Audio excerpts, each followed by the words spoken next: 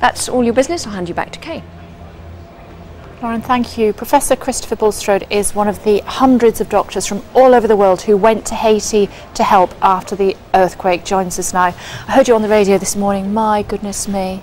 It was a tough time, wasn't it? 500 operations you carried out? Yeah, just over 500. Toughest thing I've ever done in my life. Tell me what your day involved.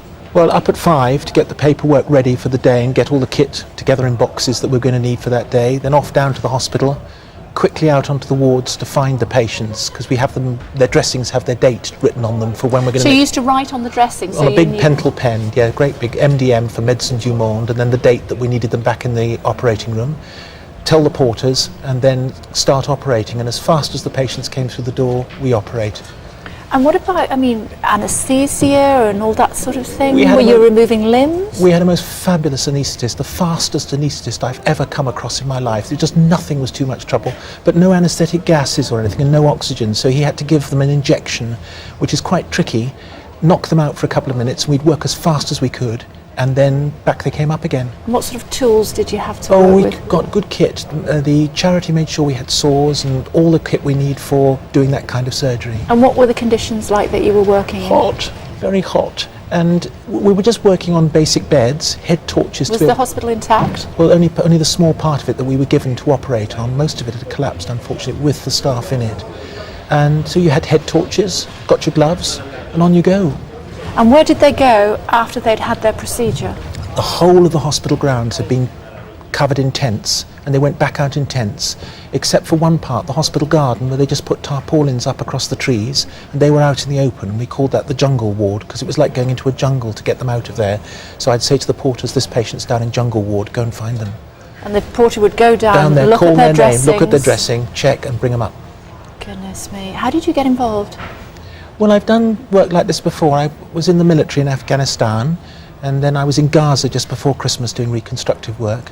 And there's a group of us who are very keen to try and help whenever anything like this happens, and if you get the call, it's a great honour. Now, I heard you talking this morning about some of the cases, and I don't want you to be upset, but talk to me about, if you can, about some of the cases and what you were having to deal with. We had one little old lady who came in who had been found after 2.5 weeks. She hadn't eaten for 2.5 weeks, and half her foot had been crushed and had gone. And when we took the dressing off, I can't tell you what we saw underneath that dressing. And when we said to her, where are you going to go after this? She said, my children are dead, my husband's dead, my cousins are dead, everyone is dead. I have no one and no house. And she hadn't eaten for 2.5 weeks. She was just skin and bone, bless her. But I think the worst one was Jean, he's a young man, lovely young man, and he'd had his leg crushed. And when it crushes, the muscle dies, and what we've got to do is get rid of that dead muscle, otherwise gangrene starts to spread. And each day I promised him we'd got it, and we were going to save his leg. He was desperate to save his leg.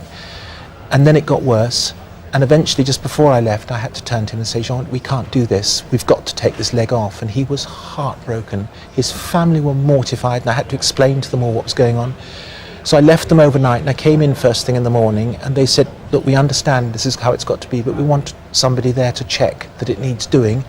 And this young lady, this 16-year-old girl, his cousin, is going to come with you to the theatre, and she needs to see what you're doing before you start the amputation. So I said, okay. And I wasn't happy about it, but that's how it had to be. Anyhow, I took the dressings down, and poor girl, I turned around and looked at her face, and when she saw what we were working with, just tears sprung into her eyes, and she just dropped her head and turned and walked away. I think that's probably the most heart-rending moment I've ever had in medicine, but it had to be, and that was tough. What happened to him?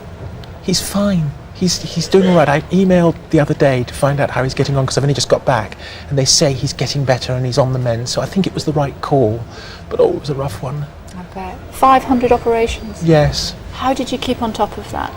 Well, it's a matter of being a team. Everyone's got to be thinking what anyone else needs. So if you're an anaesthetist and a leg needs holding, you come down and hold the leg. If you're a surgeon and somebody needs help with the anaesthetic, you go and help with the anaesthetic. And everything is about keeping the machine rolling. And if the patients need carrying, carry the patients. So everyone was doing every job as fast as they could, and just until curfew came, until it was time to stop because it was getting dark, and then you have to stop. Didn't look after yourself though, did you? Well, not as well as I should have done. Tell us what happened. Well, I got diarrhea and all that sort of thing like you do, and then I found I couldn't stand up anymore, and one of the other doctors said, I think you need a drip. You were dehydrated? I was a little bit dehydrated. Anyhow, I've never been a patient before, and I'm not a very good patient. I think it's probably good for doctors to be a patient every now and then. So they had to put the drip up and say, you sit there and don't move? 4 litres they had to get, and I still needed another 2 litres after that. So I was a bit dry. That's an understatement. And what about the conditions that you were sort of living in? You were under canvas. We lived in tents. What about eating? Well, they brought in pizzas. The Médecins du Monde, the charity that are looking after us, were fantastic. They've got a whole team of what they call logisticians. These are gophers who do everything for you, and they're sitting there the whole time thinking, how can we keep this machine running? So they're going and finding food, they're getting water in, they're making sure the place is secure, making sure the vehicles are okay, and they were wonderful. There was nothing was too much trouble for them to make sure we could work as fast as possible. And what happens when you leave? It must be very hard to get back on the plane. Yeah. I really was not sure I could go. I was so worried about a couple of the patients.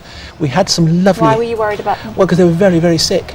We had some lovely Haitian doctors who worked with us, and they said they'd look after them. And in fact, I've had an email from one of them already telling me about one of the ladies who was in lots and lots of trouble.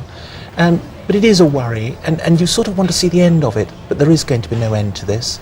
There are 3,000 people there who've had limbs amputated, and the next stage is going to be a big one. We've got to get artificial limbs for all those. They haven't had them in Haiti before. And you're working with a charity to make that happen, aren't you? Yeah, Médecins du Monde and Handicap International together are going to work. They're going to combine forces. It's so big.